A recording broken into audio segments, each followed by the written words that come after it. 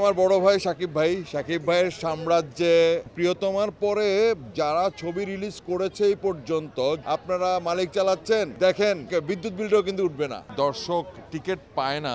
এটাই হচ্ছে সবচেয়ে বড় প্রাপ্তির জায়গা। মানে যারা ছবি তৈরি করে সেই জায়গাটা তাদেরকে নিয়ে সমালোচনা হয় না। সমালোচনা এটা মুভির একটা পার্ট। আমি চাই যে সমালোচনা সবসময় থাকুক। এখন আমি চাই হচ্ছে রেগুলার তাদের সাথে কমিউনিকেশনটা রাখার। একটা ছবির মধ্যে থাকলে না আসলে সম্ভব হয় না সবার মন জয় করে চলা। আসলে সবচেয়ে বড় প্রাপ্তির জায়গাটা হচ্ছে যে যখন হচ্ছে প্রেক্ষাগৃহে আসলে দর্শক টিকিট পায় না, এটাই হচ্ছে সবচেয়ে বড় প্রাপ্তির জায়গা।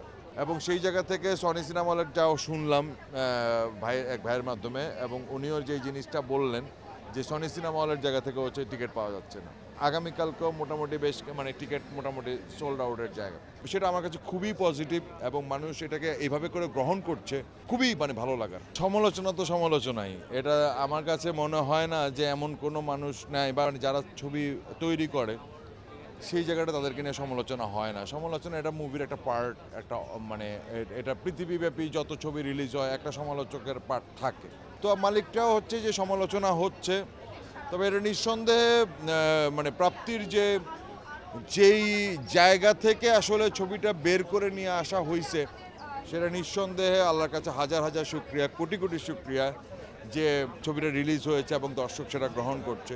তো সমালোচনাটাকে আমি পজিটিভ হিসাবে নেই, এবং আমি আমি চাই যে সমালোচনা সবসময় থাকুক।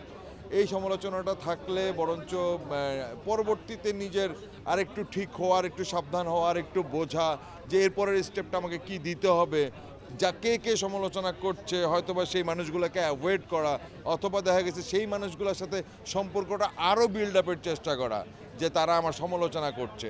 আমার বড় ভাই সাকিব ভাইয়ের সাম্রাজ্যে গত 5 বছর প্রিয়তমার পরে যারা ছবি রিলিজ করেছে এই পর্যন্ত যত ছবি রিলিজ হয়েছে, সাকিব ভাইয়ের সাম্রাজ্যকে 125-30টা করে হল, সেখান থেকে সত্যিকার অর্থে যে 25টা হল নিয়ে আসা বা 26টা হল সিঙ্গেল স্ক্রিন নিয়ে আসা সেটা খুব কঠিন ছিল।